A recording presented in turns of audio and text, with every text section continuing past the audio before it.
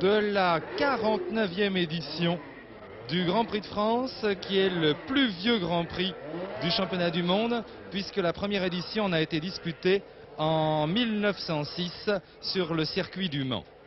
Le Grand Prix de France change une nouvelle fois de théâtre, puisque cette fois, il se trouve entre Marseille et Toulon, sur le plateau du Castellet, sur le tout nouveau circuit Paul Ricard, un circuit modèle, un circuit moderne que tous les pilotes étrangers se sont accordés à trouver vraiment un exemple de ce que l'on peut faire actuellement. Il y a énormément de monde sur le circuit. On peut environ penser qu'il y a plus de 40 000 personnes qui se sont massées sur les abords. Il faut dire qu'il y a eu un effort qui a été fait également pour les spectateurs, puisque des petits terre-pleins ont été aménagés tout autour du circuit, leur permettant de bénéficier d'une vue assez exceptionnelle. 24 concurrents au départ, ou plutôt 23, car en effet, il n'est pas du tout certain que Nani Galli, qui devait piloter la marche numéro 33, puisse s'aligner dans cette épreuve. Vous avez actuellement sur votre écran le grand favori de ce Grand Prix de France, l'Écossais Jackie Stewart, qui pilote la marche numéro 11 et qui a réalisé très nettement le meilleur temps aux essais. Le deuxième temps a été l'œuvre de Clay Regazzoni sur la Ferrari numéro 5. 1,50,71 pour Stewart, 1,51,53 pour Regazzoni. En première ligne également, nous trouvons une autre Ferrari, celle de Jacques X, Ferrari numéro 4, 1,51,88. Le Grand Prix de France devrait d'ailleurs être dominé par le duel que vont se livrer Jackie Stewart et Jackie X, qui sont pour l'instant les deux hommes en vue au classement du championnat du monde des conducteurs, puisque Jackie Stewart est en tête avec 24 points. Devant Jackie X, 19 points. Le suivant, Mario Andretti, qui ne participe d'ailleurs pas à ce Grand Prix, le troisième, ne compte que 10 points. C'est dire si ces deux pilotes ont creusé l'écart et si la lutte va être chaude entre eux. En deuxième ligne, nous trouvons Graham Hill sur la Brabham numéro 7 et Pedro Rodriguez sur la BRM numéro 15 que vous apercevez là en deuxième ligne. En troisième ligne, nous trouvons la BRM de Joe Siffert à gauche sur votre écran. BRM numéro 14. Au centre, la Tyrrell numéro 12 de François Sever. Et puis la Matra numéro 21 de Jean-Pierre Beltoise. En quatrième ligne, 1 minute 30 avant le départ maintenant. En quatrième ligne, la Matra de Chris Amon. Et également la Surtees de Rolf Stomlen. Numéro 20 pour Chris Amon, numéro 24 pour Rolf Stomlen. En cinquième ligne, Daniel McLaren numéro 9, Ronnie Peterson, marche numéro 17 et John Surtees numéro 22. En sixième ligne, Tim Schenken sur la Brabham numéro 8 et Ren Wissel sur la Lotus numéro 2. En septième ligne, Oden Ganley sur la BRM numéro 16, Emerson Fittipaldi sur la Lotus numéro 1, Henri Pescarolo sur la marche numéro 27, en huitième ligne Peter Gettin numéro 10 et Andrea De Adamisch numéro 19, en dernière ligne enfin Jean-Max numéro 28, Alex Soler-Roig numéro 18 et François Mazet numéro 34. Départ imminent maintenant pour 55 tours du circuit de 5 km 800. Je pense que vous allez pouvoir suivre en différé, hélas, 3 fois hélas, à peu près les 25 premières minutes de course et c'est parti. C'est parti, vous voyez que comme d'habitude en Formule 1, ça se faufile un petit peu dans tous les sens. On franchit allègrement la ligne de décélération et c'est apparemment Jackie Stewart qui a été le plus vite en action. Vous allez en avoir confirmation tout de suite. Il semble bien que ce soit Jackie Stewart qui soit parti le plus vite devant les deux Ferrari de Regazzoni et X. Vous voyez que dans ce premier tour, ça se faufile toujours d'une manière impressionnante dans ce peloton, car évidemment toutes les places que l'on peut gagner maintenant sont extrêmement importantes, car après il sera très difficile de doubler, il faudra profiter de freinage extrêmement délicat et périlleux, tandis que là, en se faufilant, en prenant un bon départ, on peut arriver à gagner 3, 4, voire 5 places d'un coup. La ligne droite maintenant, cette ligne droite qui est le seul point que les pilotes critiquent légèrement sur le circuit. Ils la trouvent en effet un peu longue, mais c'est une toute petite critique. Et le virage du bout de la ligne droite, un virage extrêmement rapide.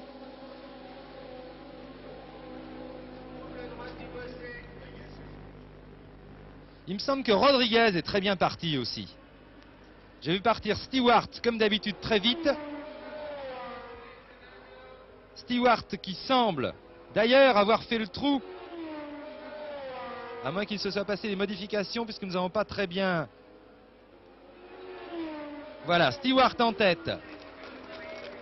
Stewart en tête pour le premier passage.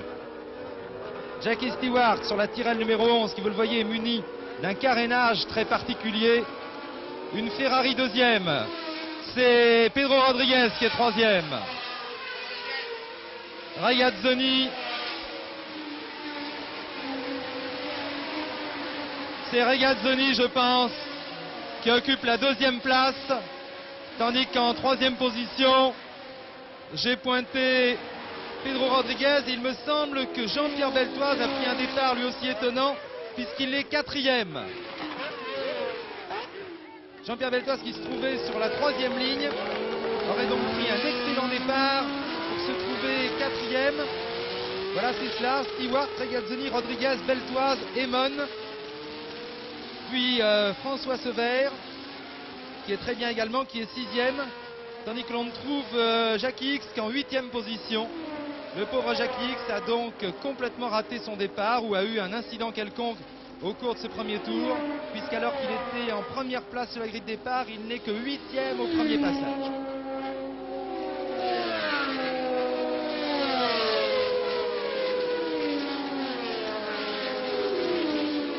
Un début de course impressionnant de Jackie Stewart. Jackie Stewart qui a semblé disposer d'une marge assez grande de près d'une seconde sur ses adversaires directs au cours des essais et qui va évidemment essayer de faire le trou dès le départ. Il est bien malheureux pour Jackie X qu'il ait eu un incident quelconque dans ce premier tour, car on pensait que c'était vraiment peut-être le seul à pouvoir suivre Jackie Stewart sur ce circuit Paul Ricard. Stewart au deuxième passage.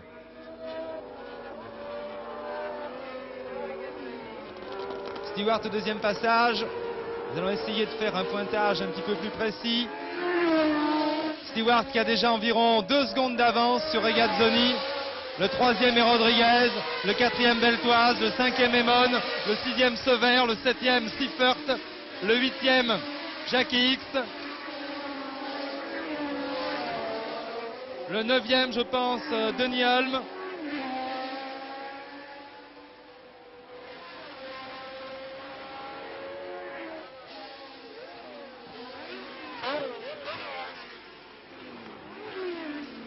Et Jackie Stewart qui était parti très très vite, qui avait été extrêmement vite en action, n'a apparemment pas pris de temps sur Claire Regazzoni dans le deuxième tour. Il y a à peu près le même écart qu'au premier passage. 2 secondes et demie environ. Et voici les hommes de tête. Stewart, vous le voyez, qui a... C'est difficile de dire car l'objectif évidemment écrase un peu la distance, mais on peut penser une centaine de mètres d'avance sur Claire Regazzoni. Sur Claire Regazzoni, tandis que derrière la bagarre fait rage vraiment entre Rodriguez, Beltoise, Emon, Sevère, Seifert et Jackie X. En tout cas, le départ cette fois s'est passé impeccablement.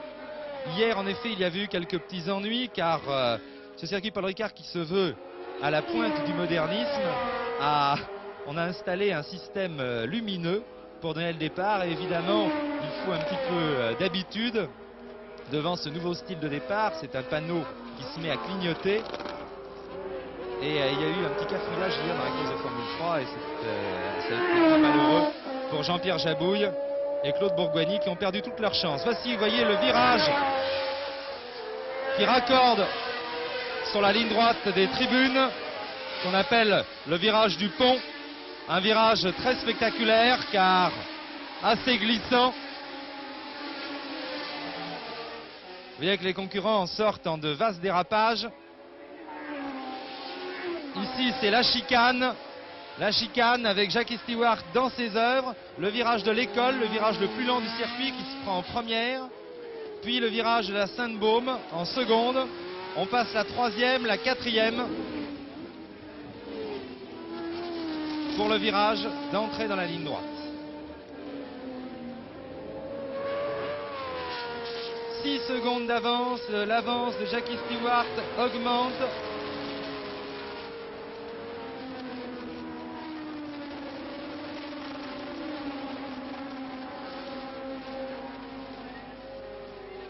Vous voyez Claire Regazzoni qui est toujours deuxième détaché, mais dont l'écart augmente à vue d'œil sur Jackie Stewart. Vous voyez les deux matras apparemment qui ont doublé la BRM.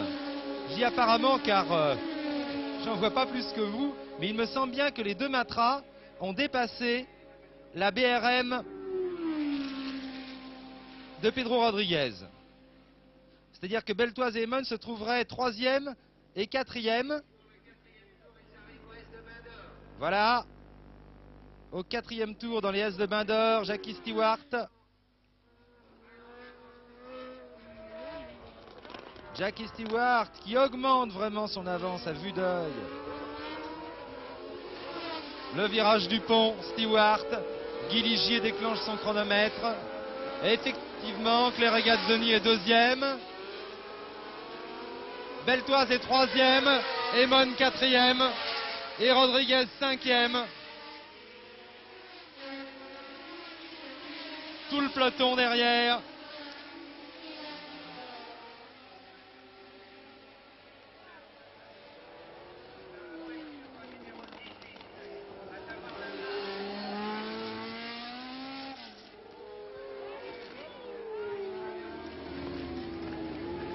On annonce également qu'Alex Soler-Rogue s'est arrêté sur le circuit au poste numéro 8.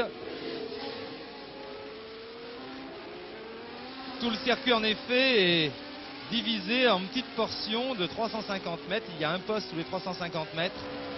Et il y a un panneau de signalisation lumineuse commandé par chaque commissaire de poste et qui vise à remplacer les traditionnels drapeaux. Vous voyez d'ailleurs, c'est sur ces panneaux, sur ces espèces de barres que l'on voit au-dessus de la piste, que sont installées des petites lumières qui clignotent pour donner des instructions aux pilotes.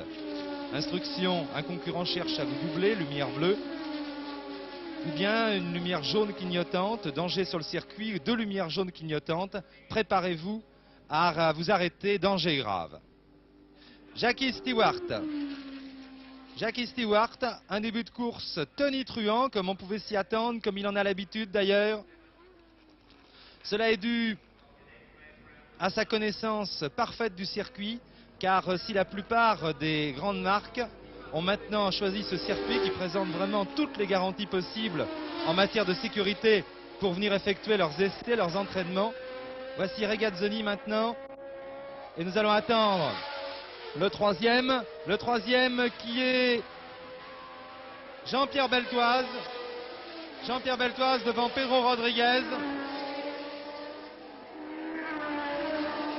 Chris Emon en effet s'est fait doubler.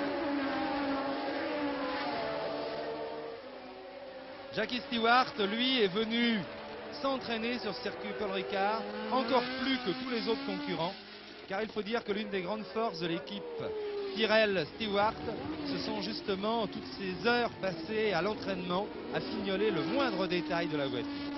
Vraiment rien n'est laissé au hasard dans ce team remarquable. Jackie Stewart considère d'ailleurs ce circuit comme extrêmement délicat au point de vue pilotage, car il présente des virages très variés, des courbes serrées, des courbes rapides, des courbes qui se referment. Remarquable début de course de Jean-Pierre Beltoise qui a ici Pedro Rodriguez dans ses roues, Pedro Rodriguez qui l'attaque et qui le passe dans la ligne droite. Ce qui est un petit peu normal étant donné qu'il n'y a pas une aspiration très forte dans cette ligne droite, mais qu'il y a quand même une aspiration qui permet au concurrent placé immédiatement derrière un autre concurrent de le passer aux 3/4 de la ligne droite. De nouveau, Jackie Stewart. Jackie Stewart qui est avantagé également, il faut bien le dire, par un moteur Ford extrêmement puissant, alors que l'on pensait que Ferrari avait pris un net avantage dans ce domaine des moteurs. Eh bien, il semble que Jackie Stewart, qui évidemment bénéficie toujours des meilleurs moteurs Ford Cosworth, des meilleures méthodes Cosworth, eh bien, Jackie Stewart est aujourd'hui vraiment un moteur miracle, car son moteur paraît aussi puissant que celui des Ferrari. Vous avez vu passer Claire Regazzoni, voici maintenant Pedro Rodriguez, qui est suivi par Jean-Pierre Beltoise. François Sever est remarquable. François Sever occupe une remarquable 5e place devant Joe Seifert, Chris Amon, Graham Hill.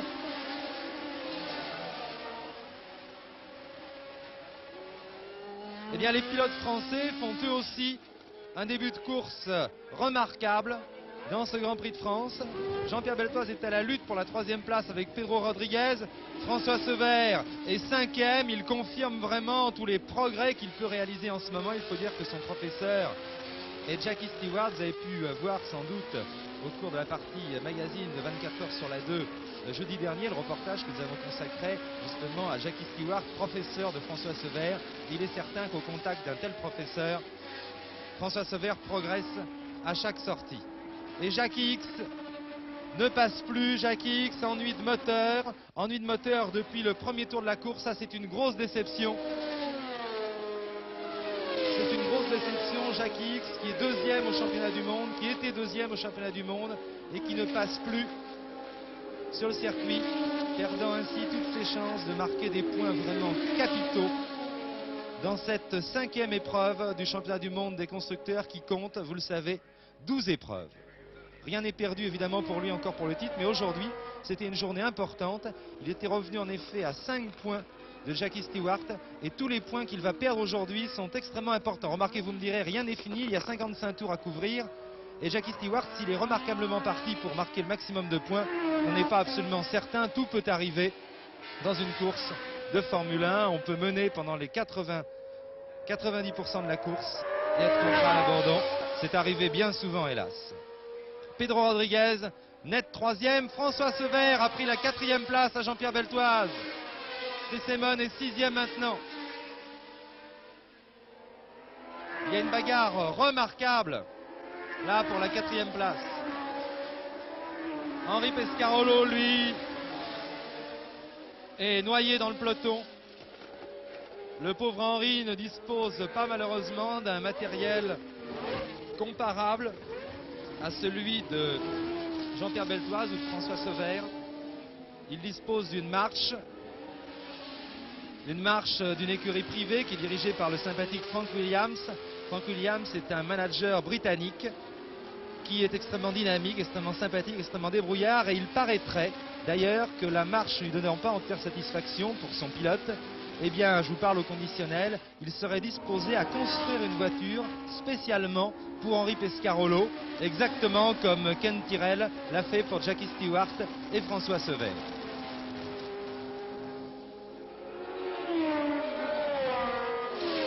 Je crois que nous devrions insister maintenant, Henri Carrière et Régis Forissier, nous devrions peut-être laisser un petit peu Stewart et Regazzoni qui occupent nettement les 2 premières places à distance et nous intéresser à la bagarre passionnante qui existe en ce moment pour la 3e place avec Rodriguez, avec Sever, avec Beltoise, avec Seifert également, avec Chris Amon, avec Graham Hill qui était dans le coup tout à l'heure. C'est vous dire vraiment si la lutte est serrée pour cette 3e place.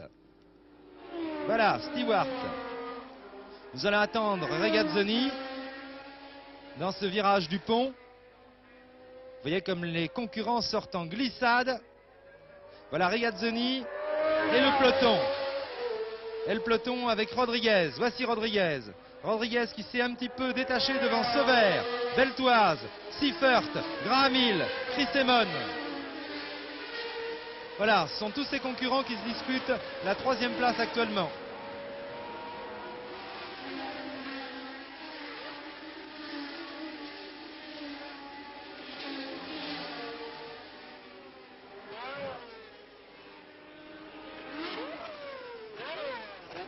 C'est un grand succès populaire aujourd'hui que connaît ce Grand Prix de France, et je crois que c'est une chose parfaitement méritée, car vraiment tous les efforts ont été faits, c'est une opinion unanime. Ici une Lotus qui est celle d'Emerson Fittipaldi. Emerson Fittipaldi qui, je crois, essaye de recoller au groupe de Rodriguez, Sever et Beltoise. Vous voyez que Rodriguez s'est légèrement détaché pour la 3e place. Vous voyez ensuite François Sever, suivi comme son ombre par Jean-Pierre Beltoise.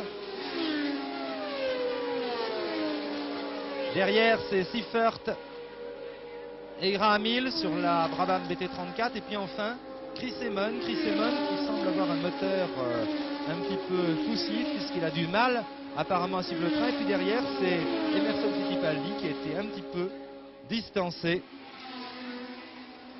de ce groupe. Jackie Stewart dans ses œuvres. Jackie Stewart qui augmente son avance au fil des tours. Vous remarquez bien là le carénage de la Tyrrell. Ken Tyrrell a joué en effet au maximum sur la réglementation qui est assez stricte en ce qui concerne les parties carénées. Voilà, toujours le groupe en bagarre. Là c'est Graham Hill, là c'est Chris Amon.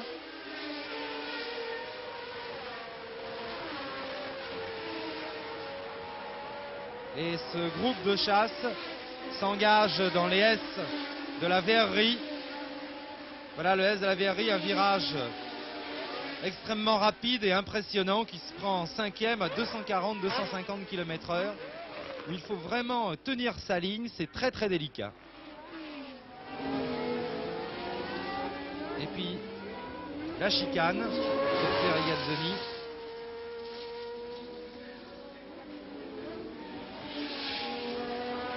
Vous remarquez partout sur le circuit ces rails de sécurité. Quelqu'un qui est arrêté là-bas. Il me semble qu'il s'agit c'est une Ferrari de X peut-être.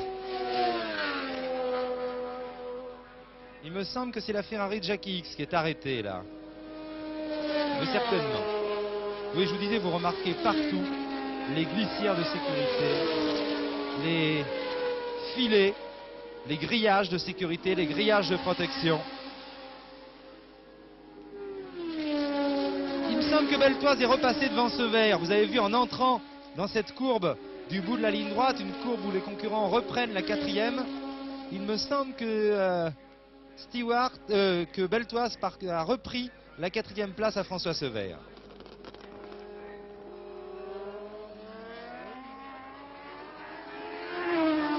Voilà.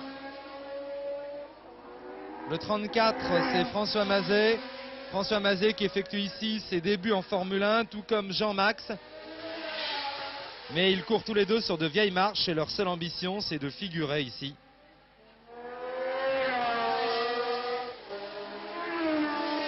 Non, Beltoise est toujours 5e. Derrière Sever. Ce qui s'est passé tout à l'heure, c'est que Joe Siffert avait pris un petit instant le meilleur sur Jean-Pierre Beltoise et que Jean-Pierre Beltoise l'a repassé sous vos yeux au bout de la ligne droite.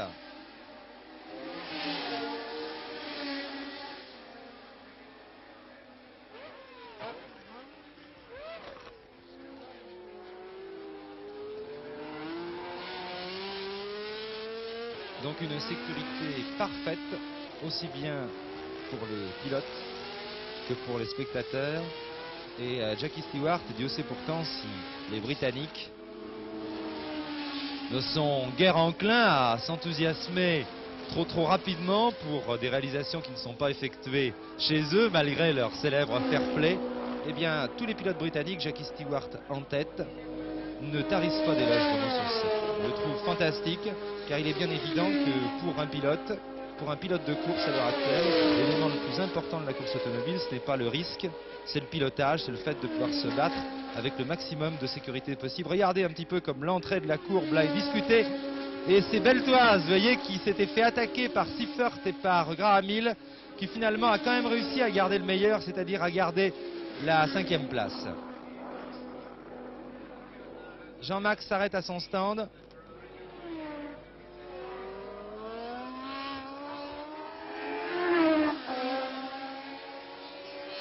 Et je vais demander à Jean Todt de me donner les positions.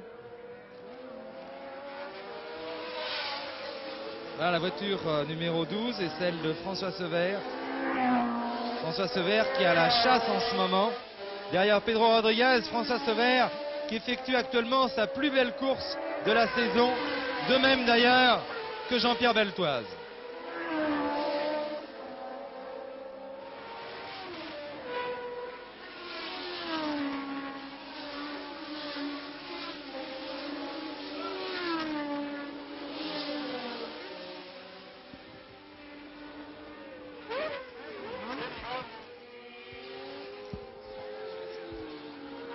Denis Hulme s'arrête aussi.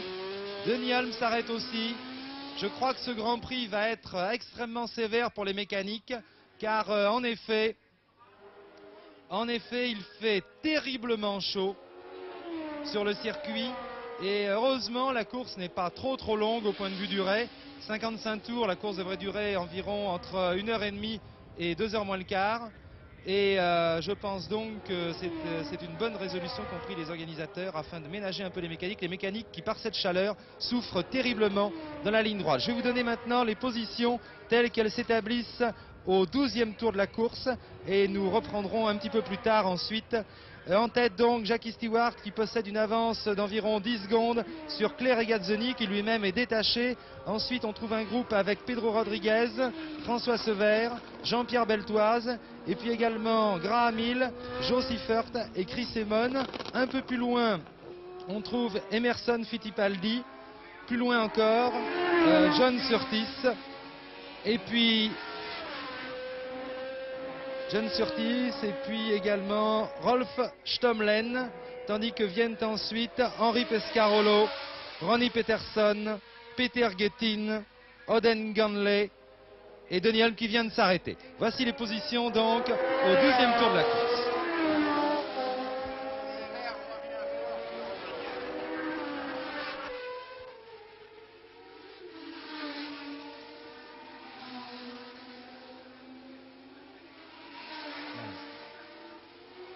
Vous allez voir maintenant un incident qui s'est produit au 22e tour de la course. Nous sommes au 22e tour et Clay Regazzoni qui était deuxième a fait un tête à queue après la chicane. Et regardez Graham Hill qui arrive, qui part également en tête à queue.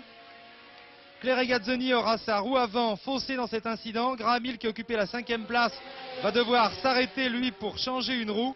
Ce qui fait que Pedro Rodriguez, donc au 22e tour, passe à la 2e place, assez loin derrière Stewart, tandis que François Sevère prend une remarquable 3e place. Nous sommes au 22e tour de la course.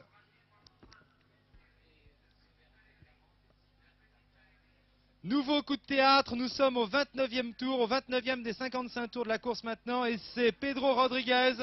Pedro Rodriguez qui a occupé la 2e place à 30 secondes de Jackie Stewart qui vient de s'arrêter au virage de la tour, ce qui fait que donc au 29e tour, les deux Tyrrell sont en tête. Jackie Stewart devant François Sevère qui est deuxième à 35 secondes environ. Le troisième est Joe Siffert sur BRM qui se rapproche. Quatrième, Emerson Fittipaldi sur la Lotus qui est suivi par Chris Amon. Cinquième, puis Tim Schenken. Sixième, Jean-Pierre Beltoise. Septième, enfin Wissel, Surtees et Pescarolo, beaucoup plus loin. Donc une course fertile en rebondissement. 29e tour de course, arrêt de Rodriguez.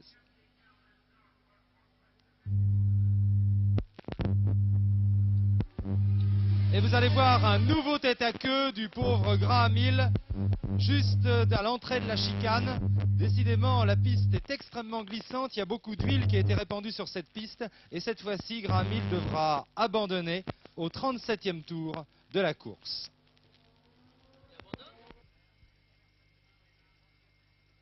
Quelques minutes plus tard, vous allez voir Ren Wissel à la lutte avec Beltoise et Surtees pour la 7e place effectuer un tête à queue presque au même endroit que Graham Hill. Preuve vraiment que la piste est extrêmement glissante à cet endroit-là. Voici Ren Wissel, Lotus numéro 2.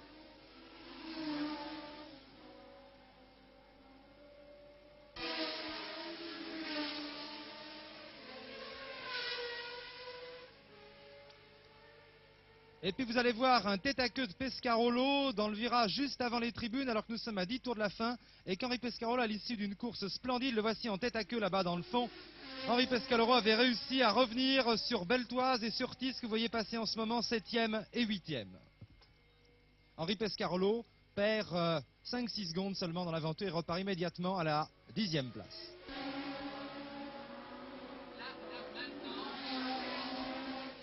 Henri Pescarolo, hélas, va devoir s'arrêter à son stand et abandonner. Henri Pescarolo, hélas, va devoir s'arrêter à son stand et abandonner. Plus que 6 tours. Maintenant, nous sommes à 6 tours de la fin de la course. Et si Jackie Stewart caracole toujours en tête sur sa Tyrrell numéro 11.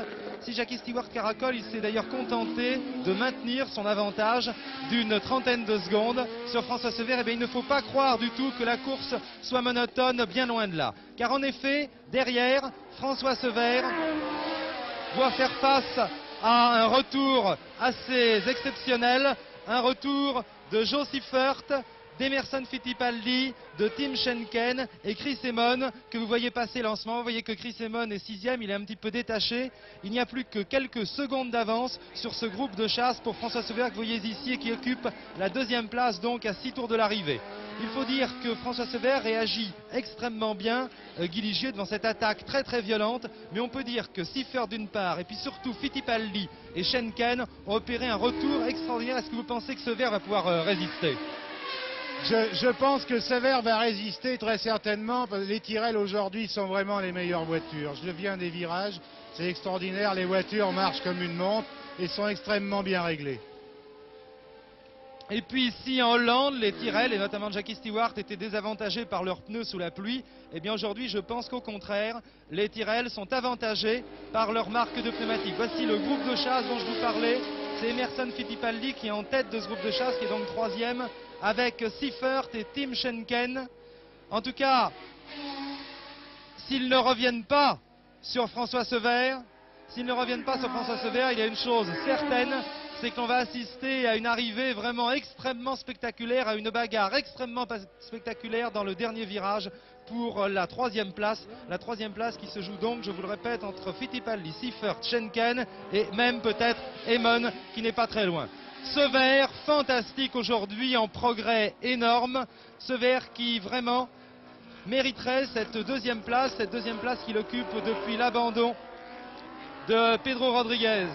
Voyez, regardez, Sever vient de passer. Nous attendons le groupe de chasse. Là, voilà, c'est la Lotus de Fittipaldi qui émerge devant la BRM de Siffert et la Brabham de Schenken. Un petit peu plus loin, c'est la Matra de Chris Amon.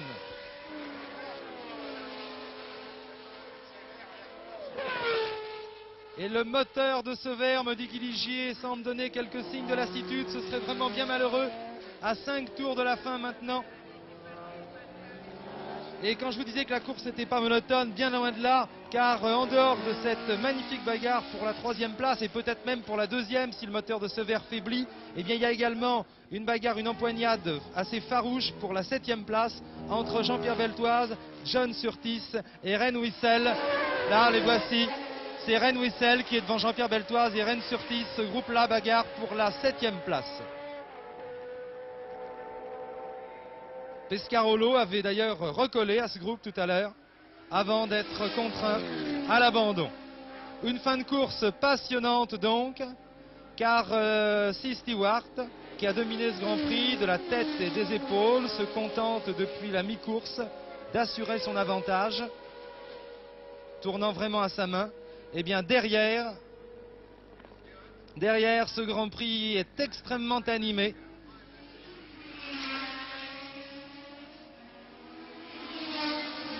Et l'on se pose, je vous dis, une grande question, qui est de savoir, alors qu'il reste 4 tours à couvrir, si François Sever, un arrêt, oui, c'est le malheureux Jean-Max qui s'arrête encore une fois.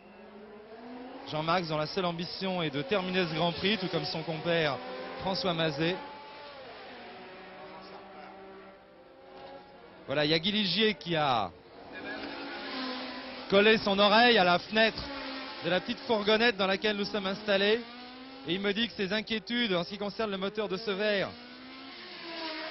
sont un petit peu atténuées, tandis que Tim Schenken, Henri Carrier, voilà, suivez Tim Schenken. Tim Schenken, le jeune Australien qui avait fait une course splendide, qui disputait la 3e place à Siffert et Fittipaldi.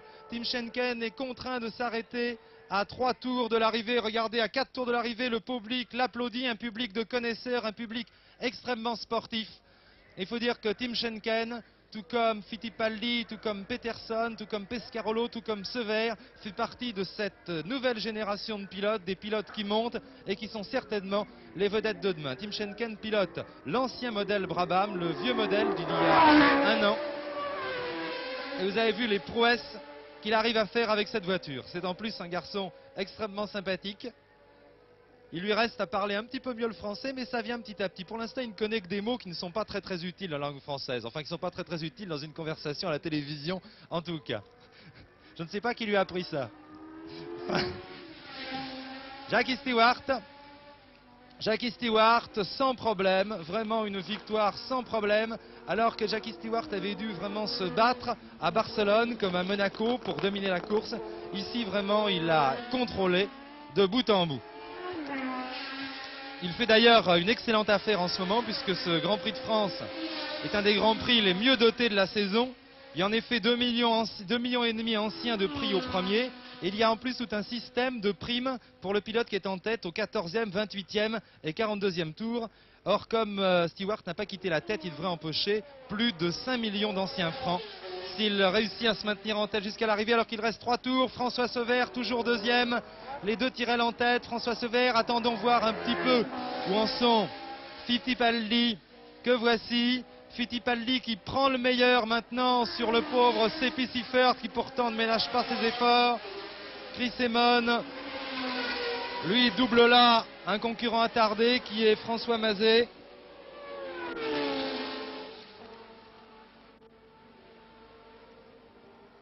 Et du coup, le autre intérêt, le premier à franchir la ligne d'arrivée du groupe Beltoise, Wissel et Surtis, eh bien, se terminera 6e et marquera donc 1 point au championnat du monde. C'est vous dire si nous allons assister à des arrivées extrêmement serrées.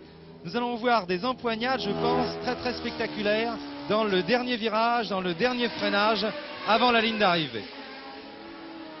Nous avons d'ailleurs prévu avec Henri Carrier et Régis Forissier de vous montrer l'arrivée du premier, puis de revenir dans ce virage pour attendre le deuxième, de faire la même chose pour attendre le troisième et enfin pour attendre les suivants. Car je vous dis, dans chaque groupe, vraiment, la lutte est extrêmement vive. Jackie Stewart qui est en train de réaliser une affaire en or aujourd'hui. Car en effet, alors qu'il va bientôt, voilà, il passe devant les tribunes, il ne reste plus que 2 tours à couvrir maintenant. Et s'il boucle encore ces 2 tours en tête, il réalise, je vous le répète, une affaire en or, car aucun de ses poursuivants immédiats au classement du championnat du monde, c'est-à-dire surtout Jackie X qu'il suivait à 5 points, ni Mario Andretti qui n'est pas là, ni Ronnie Peterson qui a eu beaucoup d'ennuis avec sa marche, ni Pedro Rodriguez qui a dû s'arrêter, ni Clay Regazzoni qui a dû s'arrêter. Aucun de ses poursuivants immédiats au classement du championnat du monde ne vont marquer des points aujourd'hui. François Sever, toujours une remarquable 2e place pour ce jeune pilote français de 26 ans qui est, voici ses suivants, Fittipaldi et Seifert. Chris Amon qui fait une course remarquable lui aussi sur la Matra qui est un petit peu dominée en puissance aujourd'hui. François Sever qui domine en ce moment la Formule 2 avec son compère Ronnie Peterson, mais auquel il manquait encore évidemment un petit peu d'expérience en Formule 1, il lui fallait s'aguerrir. Et bien c'est maintenant chose faite. Et puis il faut dire aussi, et c'est un petit peu normal, que François Sever n'est que le 2e pilote dans l'écurie Tyrrell et que les jours où tout va bien aux essais pour Stewart, ce qui a été le cas au cours de ses essais, eh bien Ken Tyrrell prend évidemment beaucoup de temps pour s'occuper de sa voiture. Le jour où tout va mal pour Stewart, comme c'était le cas en Hollande notamment, eh bien évidemment la priorité est donnée à la voiture de Stewart. Et d'ailleurs Sever ne s'en plaint pas, il trouve ça absolument normal, c'est le rôle d'un 2e pilote. Et ces jours-là, Sever ne dispose peut-être pas évidemment d'une voiture aussi bien préparée que celle dont il dispose aujourd'hui.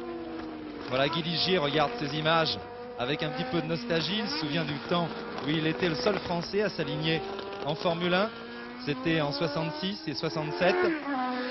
Mais on ne peut pas tout faire. Guy Ligier est aujourd'hui constructeur. constructeur des prototypes que vous avez vus au Mans et peut-être bientôt constructeur de Formule 1, on ne sait jamais si tout va bien. Ce qui manque surtout, je crois, comme d'habitude, comme pour tout le monde, Guy, ce sont un peu d'argent. Voilà. L'écart ne varie pas. L'écart reste à peu près stable entre François Sever, ici sur votre écran, et Emerson Fittipaldi qui pourtant fait le forcing. Voilà François Sever, attendons. Voilà Emerson Fittipaldi qui s'est un petit peu rapproché, qui a pris le meilleur en tout cas sur ses PC First. Ces PC First souvent malchanceux. Chris Amon, vous le voyez là dans ses œuvres, en plein travers, il fait le maximum. Mais malheureusement il ne peut pas plus. Plus qu'un tour à couvrir. Un tour à couvrir maintenant pour Jackie Stewart.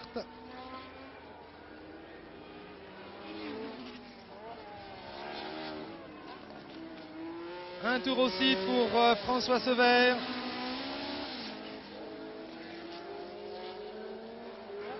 Les deux Tyrrell en tête, vraiment une journée Tyrrell. Je crois que c'était déjà arrivé d'ailleurs une fois pour l'équipe Tyrrell, mais cette année-là, l'équipe Tyrrell n'alignait pas les voitures actuelles, c'est-à-dire les Tyrrell, mais les Matra à moteur Ford. Et Jackie Stewart et Jean-Pierre Beltoise avaient réalisé le doublé au Grand Prix de France. Au Grand Prix de France, d'ailleurs encore une fois à Clermont-Ferrand. Décidément, ce Grand Prix de France est bénéfique pour Ken Tyrrell. Nous attendons maintenant l'arrivée de Jackie Stewart, que voici.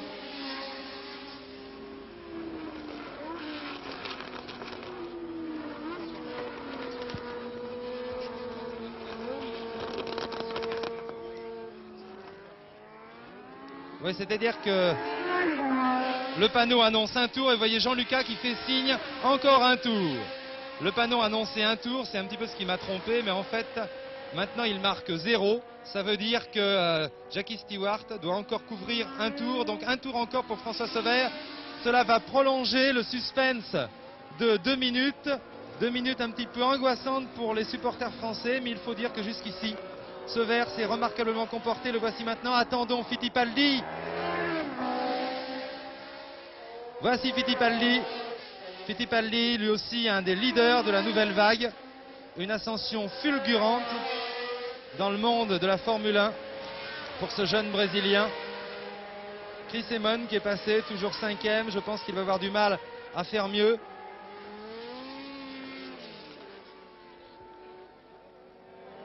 Vous voyez, François Sever.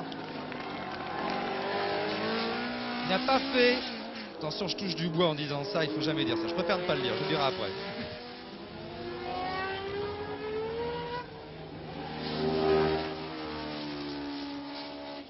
Je voudrais savoir ce qu'il en est un petit peu. Oh là!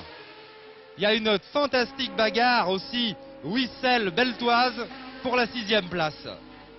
Une fantastique bagarre, Wissel-Beltoise pour la 6e place. Je pense que nous allons pouvoir nous installer tout à l'heure dans le dernier virage pour voir qui de Beltoise ou de Wissel prendra la 6e place. Voici Jackie Stewart qui ce coup-ci est bien dans son dernier tour.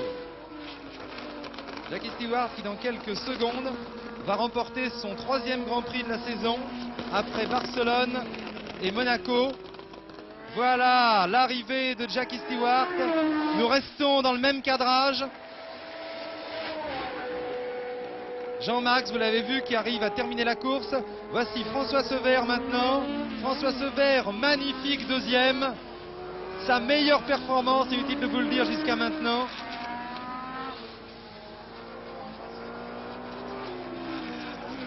Le voici dans le dernier virage à son tour. Les deux Tyrrell en tête malgré les victoires de Sever. En Formule 2, c'est son plus beau résultat. Voici Emerson Fittipaldi. Et puis voici Joe Siffer qui finit 4e.